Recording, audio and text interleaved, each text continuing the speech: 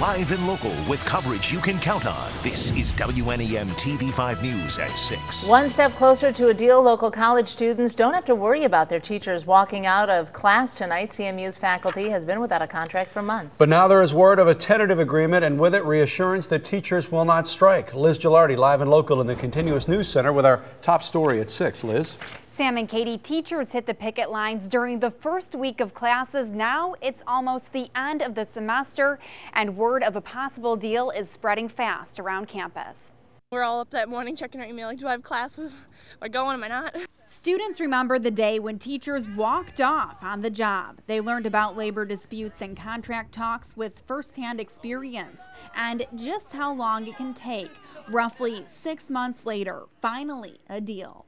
This whole time, 3 big sticking points: salary, benefits, and who is considered part of the union. I was so nervous about everything because I'm like, oh my God, the teachers are on strike. Like, what am I going to do? After meeting more than 30 times, it took 14 hours in a courtroom Thursday to finally bring the talks to an end. There is a tentative agreement on a 3-year contract, but the deal itself is being kept under wraps for now.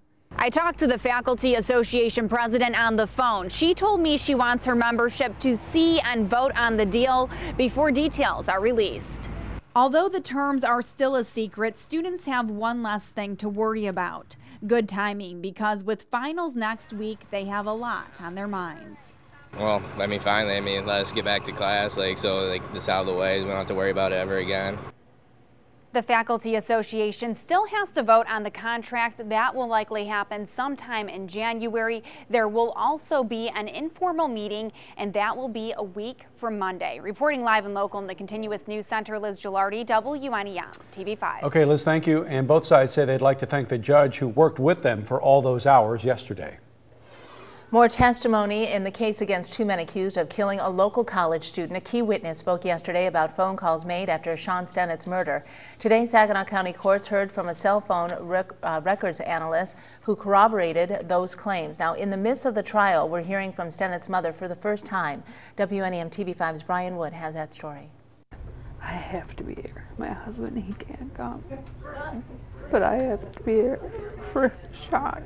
Joan Sennett wearing a t-shirt that says, Sean Sennett, remember, talking about what it's like to sit through the murder trial of her son, her only child. Every day is bad. I cry every day. It's not getting any easier.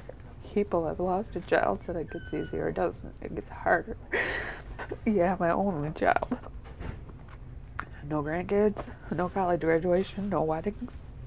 Jonathan Jones and Steve Remish are charged with first-degree murder in the case. Police say the two gunned down Stennett while he was visiting a friend on Saginaw's west side. At the trial today, the prosecution presented an expert witness on cell phone data who supported the testimony of a key witness. Is this something that is becoming increasingly common in the investigation of especially serious criminal activity? Yes, it is.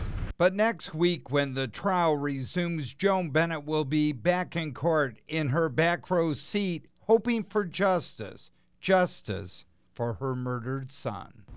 It's just everything quit when Sean left. In Saginaw, Brian Wood, WNEM TV5. And we will keep you posted when the trial continues on Tuesday. New details tonight about a missing couple from Port Hope. Police in Ingham County say the bodies found in a motel room in Mason were those of Earl and Rhonda Buchholz. We're also learning that Greg abducted Rhonda from their home, restrained her in the car in the motel room before shooting her several times. He then turned the gun on himself. Police are still investigating, but say they may never know why the couple actually turned up in Mason, of all places. And tonight we've learned the names of 2 people arrested after police were tipped off to a meth lab in Bay City. Matthew Heron and Jennifer McCarthy were arraigned via video just hours ago. They face a list of charges for manufacturing and possessing methamphetamine. If sentenced, the pair could each spend up to 50 years in prison. Live look right now over I-75 in Genesee County, where it looks like we're clear of the snow for at least another day. But after that, things could be changing. Meteorologist Catherine Bodak is in for Darren with a look ahead at that. Hi, Catherine. Hi, Sam. We do have some wet weather on the way for your Saturday night into your Sunday, but until then, it'll be dry, and you can see those dry conditions on our Firstborn 5 pinpoint Doppler radar at MBS. Now, we had clear skies for the most part today, and clear skies during the day mean very chilly temperatures at night, and you can see many spots falling off into the upper 20s, like in Bay City and Saginaw, 30 currently in Alma, and 26 in the Flint area. Now, we did have a snow system move through the area in the overnight, bringing light accumulations, but we are tracking that dry air for the next 24 hours or so in your forecast. But let's take a look at those snow totals from last night's snow. Saginaw, almost 2 inches of snow. Durand, Caro, about 1.5 inches. Those numbers fall off the further down the list you go, about 1 inch for Port Austin and Caseville. Now, we do have a rain and snow mix we're going to be talking about for your Saturday night into your Sunday. That's going to make for some tricky travel on Sunday, so we'll talk about that in full detail with your 48-hour futurecast coming up in about 10 minutes. Catherine, thank you, and we thank you for sending in your winter photos. Here's one that Dwayne snapped this morning in Brant. And Dawn managed to catch this moment with a hungry bird at her home in Hale. And here's a look at Corky. This is Mary's rescued dog enjoying the snow this week in Homer Township. Saginaw Township Police were on the scene of a crash that pinned a woman into her car. It happened just after 10 a.m. near Bay Road and Enterprise Drive. That driver is at Hurley Medical Center tonight. The crash had the northbound lanes of Bay Road backed up for several blocks. A Caucalan woman is in critical condition after crashing her car into a water-filled ditch in Hampton Township. Police and fire crews were on the scene just before 8 this morning near Knight and Arms Roads. Witnesses say the woman tried to stop on some ice and simply lost control. The car rolled over and landed upside down in several feet of water. A live look tonight over downtown Bay City, where officials have decided how much money they'll hold back from contractors who replaced City Hall's roof. Gregory Construction missed its deadline by months, but the city is forgiving some of those penalties. WNEM TV5's James Felton tells us why. There was a lot of bumps down the road for this project. City Hall's new roof took a lot of time, too much time, in the eyes of the city. Gregory Construction finished their work 95 days later than expected. The city held the company liable for 70 of those days and imposed a $35,000 penalty. The city forgave the other 25 days because of unique circumstances the contractor faced last winter. It was below zero, blowing, winds 30 miles an hour. You would never expect to have someone up on a roof doing roof work on those days. Cold weather wasn't the only issue. Unforeseen rot and some copper work that we weren't aware of that had to be done. In like any other construction job, you don't know what's underneath something until you pull it up. The city has filed a lawsuit against Gregory Construction. The suit claims that the contractor was negligent in their work, which caused a fire back in October of last year. The $35,000 penalty is separate from that lawsuit.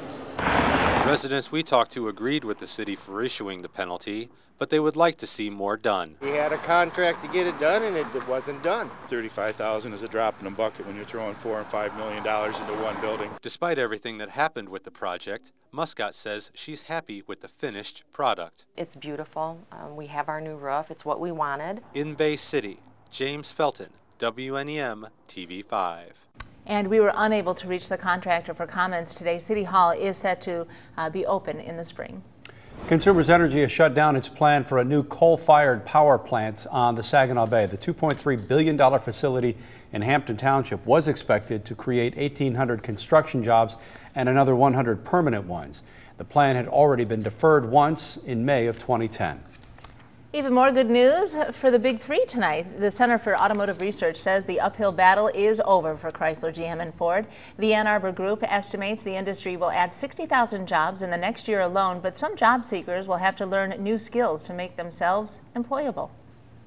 They may have to go back and get themselves a little bit educated and bring their skills up to speed, rather than waiting for the old skills to be someone to come and say, hey, we want your old skill. And the center says the United States industry will add about 190,000 jobs between now and 2015.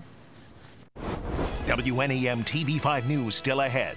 Welcome to Mission Control, aka my parents' garage. It's the first beer in space, and now the video is viral. So why is the project stirring up such controversy? If you're budgeting for holiday shopping but still want to stock the Christmas tree, you've got to hear about the Netflix of toys. We'll explain. And Santa really is coming to town to look at the festivities for Clio's Candlelight Night next. And you are watching TV5 News at 6 tonight, serving Burton, Forestville, Sanford in your hometown. It's coverage you can count on. We'll be right back.